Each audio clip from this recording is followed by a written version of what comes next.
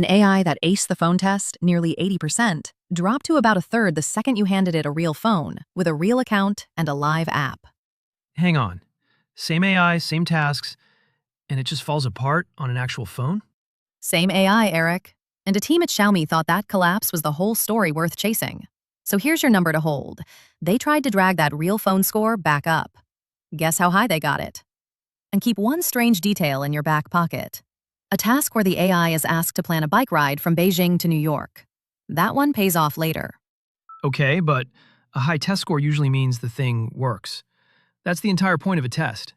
And that's the belief this paper breaks. Picture a driver who aces the exam in an empty parking lot on a sunny afternoon.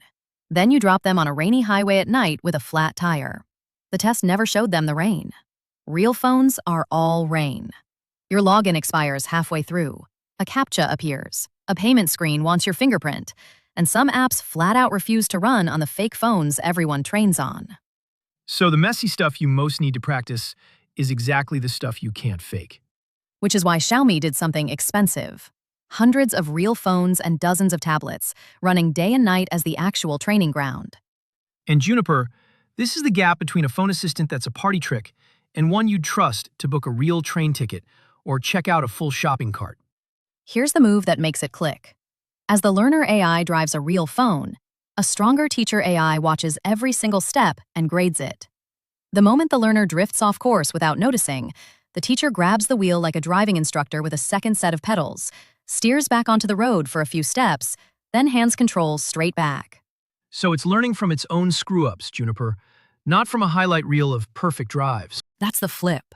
Most AI training keeps the wins and throws away the failures, like a student who only rereads the answers they already got right. This does the opposite. It hunts down the exact moment things went wrong and studies the climb back out. Keep that in mind. That recovery data is the key to every number that moves next.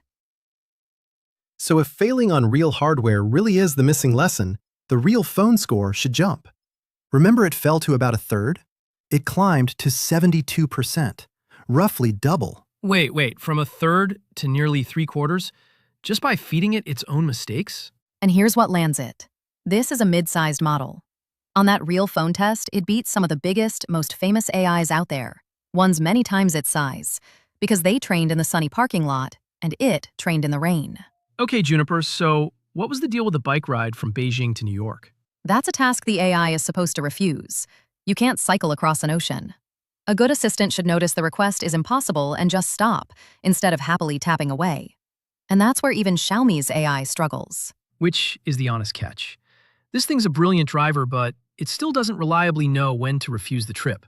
And nobody's AI does. Even the giants are far from solving, should I even do this? That's the real frontier. So here's the one to argue. Would you rather have a phone assistant that's cautious and sometimes says no, or one that's fast and just does whatever you ask? Tell us where you land in the comments. And if you want more AI research pulled apart like this, subscribe. There's a growing crowd of curious people here making sense of it, one paper at a time. Because the real test was never the parking lot. It was always the rain.